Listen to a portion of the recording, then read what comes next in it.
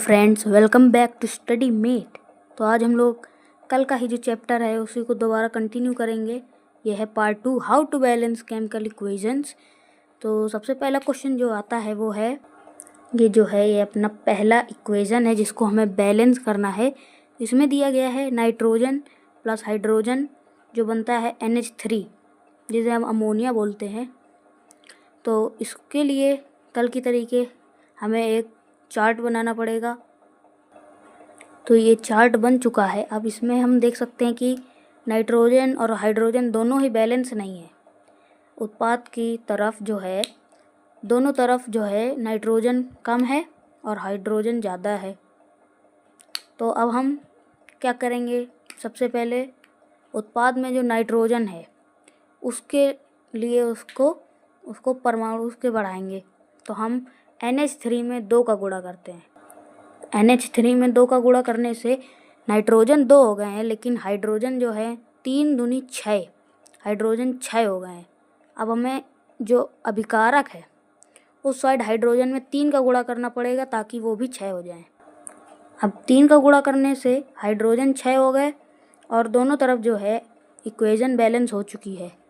Nitrogen 2, इधर भी nitrogen 2, hydrogen 3 दूनी 6, हाइड्रोजन 3 दूनी 6 हो गए हैं। अब एक नया एग्जांपल लेते हैं। अब हमने एक दूसरा एग्जांपल लिया है जिसमें जिंक प्लस हाइड्रोक्लोरिक अम्ल यानी कि HCl बनता है जिंक क्लोराइड और साथ में हाइड्रोजन गैस रिलीज़ करता है। अब हमें इस इक्वेशन को बैलेंस करना है।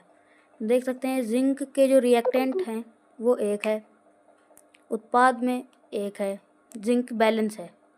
अब हाइड्रोजन रिएक्टेंट में 1 है लेकिन उत्पाद में 2 हैं, तो ये अनबैलेंस है और क्लोरीन भी अनबैलेंस है।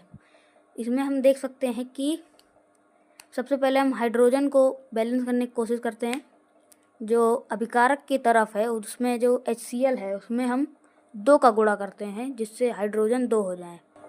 2 का गुणा करने से क्लोरीन 2 हो चुके हैं और हाइड्रोजन 2 हो चुके हैं।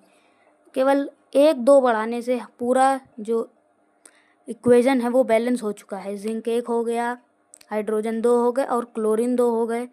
इसी के साथ ये वाला जो एग्जांपल है बहुत आसान था, ये जल्दी ही बैलेंस हो गया। तो अब हम तीसरा एग्जांपल देते हैं।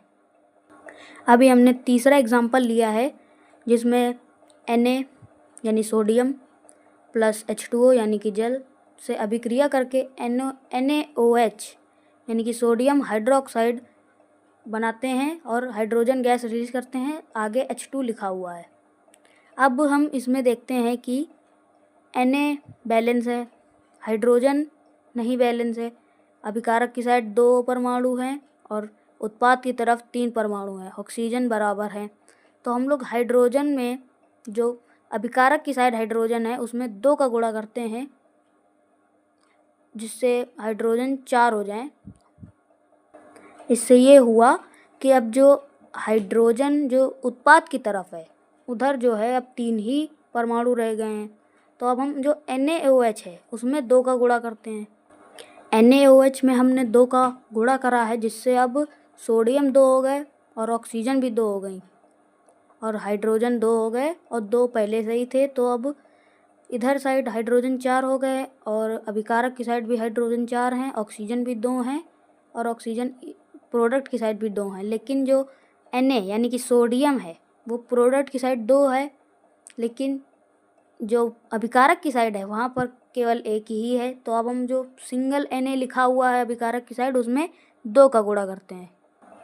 अब हमने Na में 2 का गुणा कर दिया है जिससे ये पूरी जो इक्वेशन है वो बैलेंस हो चुकी है। तो आज के लिए बस इतना ही। अब मिलेंगे हम आपको किसी अगली वीडियो में। तब तक के लिए चैनल को सब्सक्राइब करें, वीडियो को लाइक करें। Thank you.